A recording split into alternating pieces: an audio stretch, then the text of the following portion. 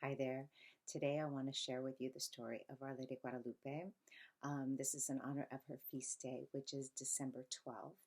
Um, the story of Our Lady of Guadalupe is such a beautiful story. I had the pleasure of going to Mexico City to visit the shrine of Our Lady of Guadalupe in person, and it is such a beautiful and loving story. She is the patroness of the Americas, and as someone that we really, really need to know about. The story is such a story of great love. Of the many apparitions, there have been hundreds of supposed apparitions of the Virgin Mary around the world. Very few have actually been approved by the church because there's extensive research that goes into it. I think there are like 11 or 12 that have been approved so far, but Our Lady of Guadalupe was the first in 1531. So, to understand the story of Our Lady of Guadalupe, you need just a little bit of history to understand her entrance into our world and what it meant to us. Back in 1519, the Spanish conquered that area of Mexico City, which was occupied by the Aztec Indians. And they conquered it very quickly. So by 1521, the area was conquered. And in conquering that area, what happened was that the Spaniards did not allow the Aztecs to practice a lot of their rituals that they would practice, mainly human sacrifice.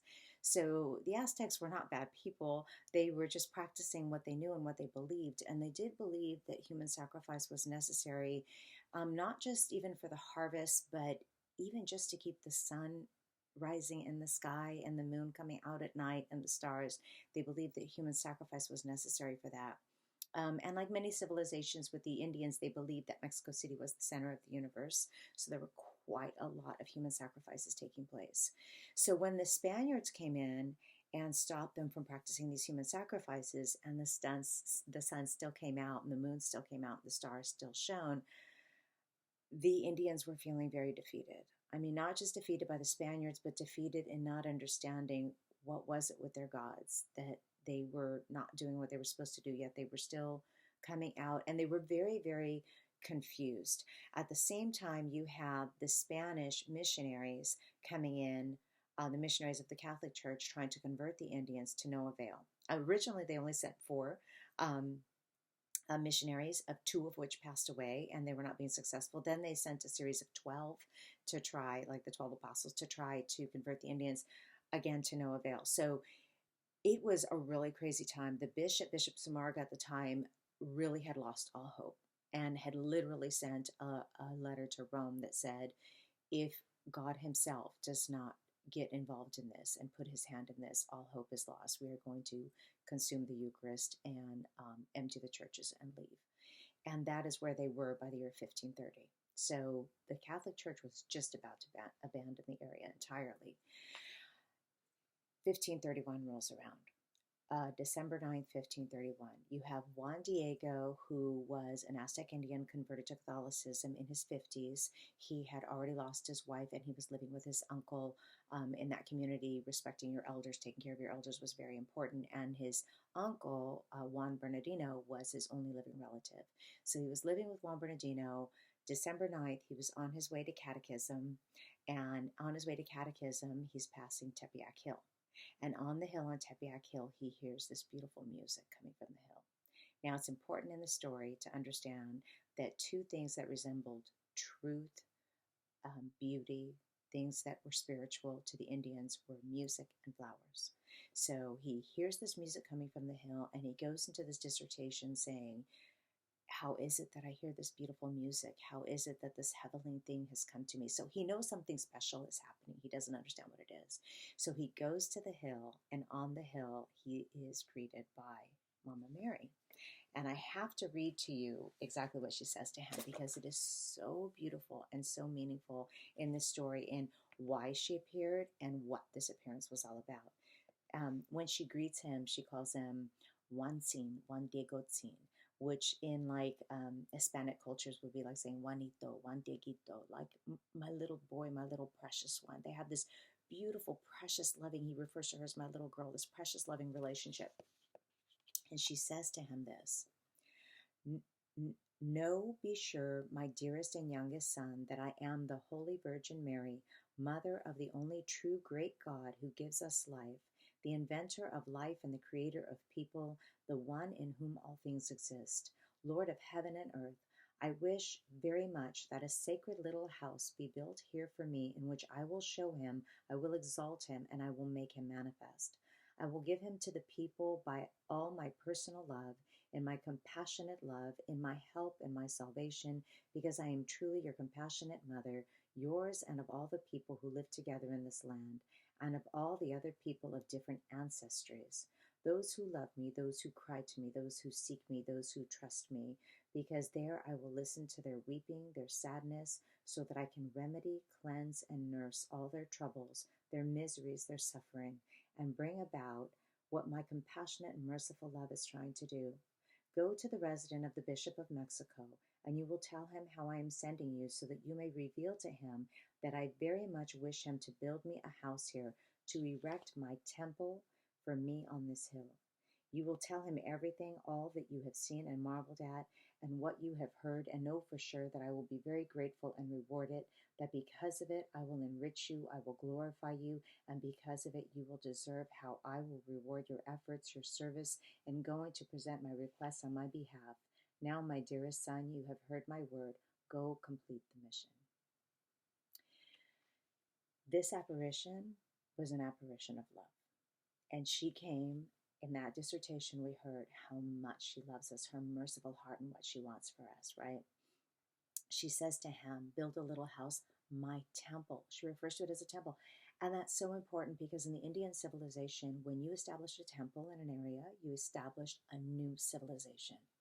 So what she was establishing was not just a church or a little house, as she referred to it. What she was saying in building my temple is, we're going to build a new civilization here. What I read to you, just so you know, was from this book, the Ni'Kamapo'a. The Ni'Kamapo'a is the oldest record of what had happened at the time, verbatim, the things that were said. It was written in the native language. And in this book, in the back of the book, it has it written in the native language as well. But this is the oldest record of what had transpired. So she tells him to go to the bishop. And of course, Juan Diego, as a very poor man that has nothing, and he's thinking, the bishop's not going to listen to me, but she told me to go to the bishop, so I'll go to the bishop. So he does, in fact, go to the bishop. He goes to the bishop, and he's ready to tell the bishop all that he's heard, and he's trying to talk to they let him see the bishop. He's trying to tell the bishop. Bishop discounts him. He says, I'm busy right now. I'll come back another time. I can't see you right now. So then Juan Diego goes back to the hill and back to Our Lady and tells him that that the bishop will not hear him out. And the beautiful thing is, he tells her, he says, like, you've chosen the wrong person. I can't do this. Like, you have to choose somebody more powerful or that has more clout than I do. And she says to him, listen, my youngest and dearest son, know for sure that I have no lack of faithful servants, of messengers to whom I can give the task of carrying my word. But it is very necessary that you personally go and plead that my wish, my will be carried out through your intercession, so I beg of you, my youngest, dearest son, and I order you strictly to go again tomorrow to see the bishop. Then in my name make my will known to him, make him hear my wish, so that he will act upon it. He will build the house of God I am asking of him. And carefully tell him again how I personally, the Holy Virgin Mary, the Mother of God, am sending you. So she gives them very, very specific directions. So all of that took place on Saturday, December 9th. On Sunday, the 10th, he actually goes to Mass and religion first, and then he goes to see the bishop, and the bishop has a number of questions for him this time. But the bishop says to him, I need a sign from you. And so at that point in time, the bishop says, I need a sign. He goes back to the hill to meet Our Lady, and he tells Our Lady, I met with the bishop, and the bishop says he needs a sign from you. So this is on Sunday, December 10th. And she says, come back tomorrow and I will give you the sign. So the next day, December 10th, Juan Diego's uncle, Juan Bernardino, is extremely ill, deathly ill. And with the respect that they had for the elders, there was no way that Juan Diego was going to be able to leave his side that day. So he stayed with his uncle the entire day. He had left at one point to get a healer to come back to try to heal him, to no avail. It was a very bad day. And at the end of the day, at midnight, actually, they say that Juan Bernardino told Juan Diego, please, in the morning, as early as you can, go and get me a priest. I want him to hear my last confession and have my last Eucharist before I die. So they felt that he was passing away. So the next morning, and at very early morning, it was still dark outside when he did this, Juan Diego goes out and he is going to get the priest, but he doesn't want to go by Tepeyac Hill because he doesn't want to run into Our Lady there, right? So, because he was supposed to see her the day before. So he goes in a different direction to go and get the priest, and Our Lady goes and finds him on his way to go see the priest. And again, I have to read to you exactly what she says to him so beautifully. She says, listen, put it in your heart, my youngest and dearest son, that the thing that frightens you, the thing that afflicts you is nothing. Do not let it disturb you. Do not fear the sickness, nor any other sickness, nor any sharp or hurtful thing. Am I not here, I who am your mother? Are you not under my shadow and protection? Am I not the source of your joy? Are you not in the hollow of my mantle, in the crossing of my arms? Do you need something more? Let nothing else worry you, disturb you. Do not let your uncle's illness pressure you with grief, because he will not die of it now. You may be certain that he is already made well. And then she tells Juan Diego, go to the mountain, go to the hill, gather the flowers there, and meet me, and bring the flowers to me. At the same time that she's doing this with Juan Diego, she actually also visits Juan Bernardino. She visits Juan Bernardino, and she actually reveals her name, being Our Lady of Guadalupe, to Juan Bernardino. That's where we find out what her name is. But she heals Juan Bernardino there. So Juan Diego goes to Tepeyac Hill. Now keep in mind, this is December um, 12th, right? So December 12th, there's no way that these Castilian roses, these colorful, beautiful roses, are going to be growing in that area of Mexico on Tepeyac Hill. But he goes there and he finds that just the hill covered with these beautiful roses. So he has his tilma. Now, tilma is something that they would wrap around their neck. They would use it sometimes for warmth, but they would also use it as a working piece of fabric. Like they'd use it to gather materials and things like that. So it was a very coarse fabric. It was meant to be like a working fabric, and it was made from cactus fiber. So this fabric was not meant to be long lasting. It was kind of disposable after a few years, and you would just use a new one. And also representative is that the tilma for the poor people was always just like white or plain, and like white or beige, or something very simple, plain, and that was for the poor. And then the rich people would have colorful ones with designs and things like that. Something to keep in mind. So Juan Diego, being a poor man, has his white tilma, whatever it is, and then he goes to the hill. He collects the flowers and he brings them to Our Lady, and Our Lady arranges the flowers in this tilma and says, now close the tilma, take it to the bishop, and only let the bishop see it, nobody else. So Juan Diego goes to the bishop's office and he explains that he has something he has to show the bishop. And the people there are very curious. And it says that the people there kept trying to sneak a peek inside the tilma, and they saw the flowers, but as they would reach in to try and touch the flowers, they would disappear as if they were painted onto the tilma, which I thought was really interesting. So they could not touch the flowers or see what was going on inside the tilma. So he goes to see the bishop, and he tells the bishop, I have your sign for you. And the bishop says, what's the sign? And as he opens the tilma to drop the roses on the ground, there's the image of Our Lady of Guadalupe. Now, the image of Our Lady of Guadalupe has so many incredible, beautiful things about it. The miracle of the tilma is not something that just happened then. It's something that's still happening now, because this happened again in 1531, and the tilma is still visible, beautiful, and intact to this day. That's a tilma made of cactus fiber should not be lasting that long. They actually in the 1600s made replicas of it and put it around the basilica to see what would happen. on the same type of fabric, and within 10 years it was destroyed. Mexico City, if you don't know this, was built like on a river, on a body of water, and so it can get very, very humid. The temperature is not conducive to keeping any type of fabric intact, especially something of that nature.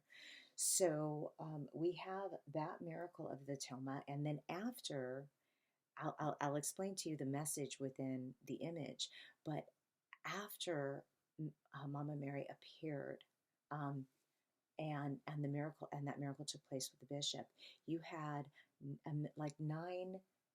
It's a 9 million people were converted within a 7 to 10 year period.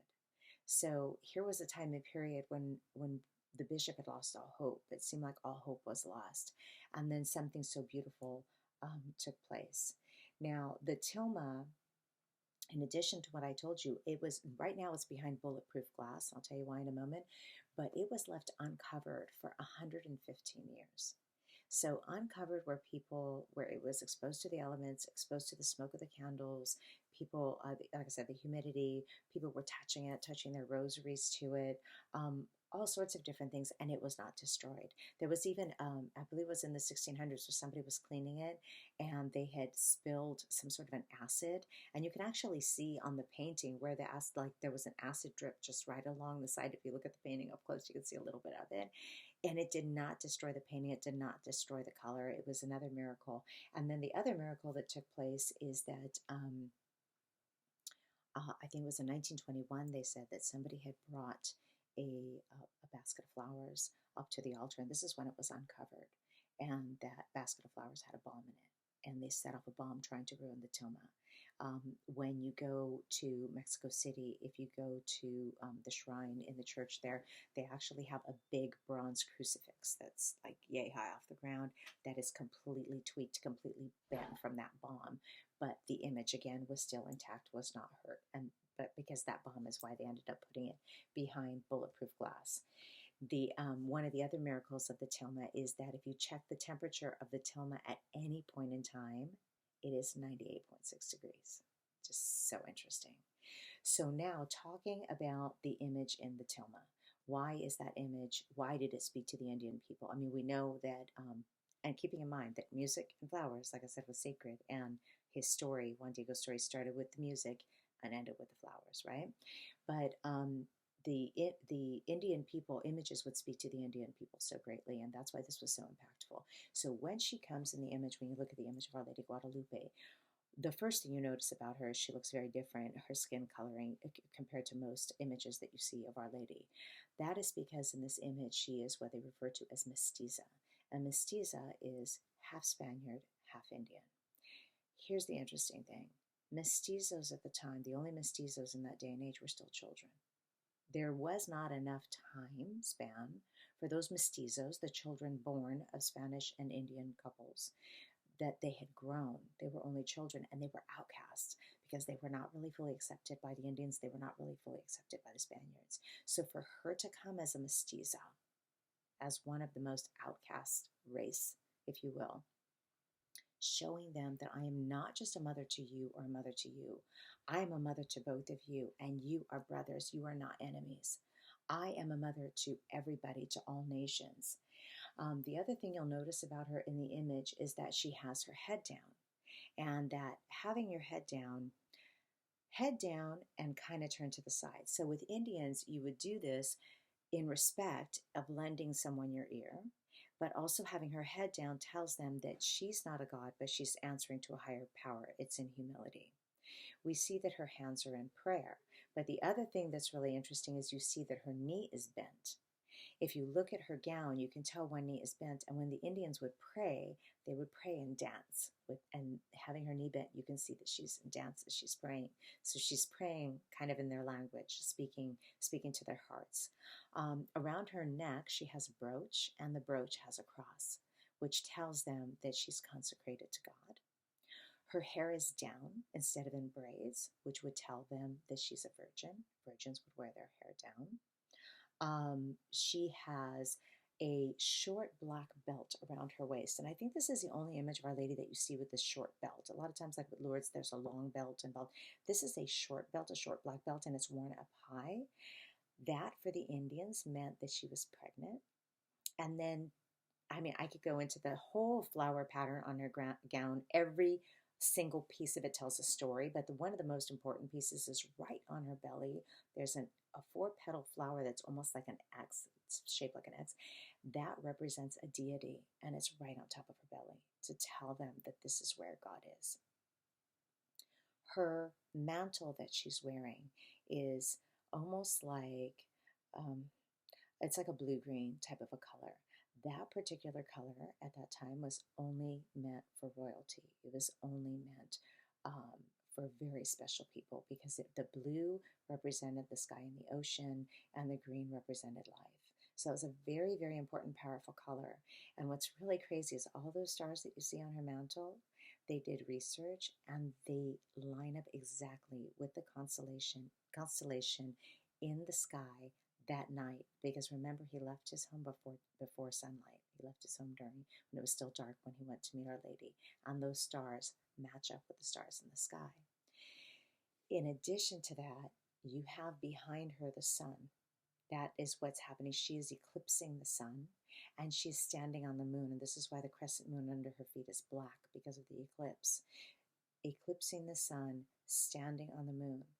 Many, many, many, if not most of the sacrifices were to the sun and the moon gods. So she is saying to them, this life in my belly, this is the only apparition where she appears pregnant, because remember that belt says she's pregnant. This life in my body, this sacrifice that I am making is the one sacrifice, one and all. No more sacrifices to the sun or the moon. This is the sacrifice that conquers all sacrifices.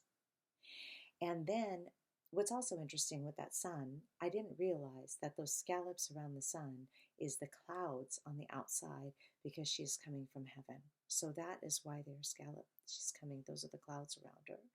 And then the last thing you will see is the angel on the bottom. You have an angel with one hand on her tilma, which represents the sky and the ocean, and the other hand on her gown, which is the color of the earth, uniting heaven and earth.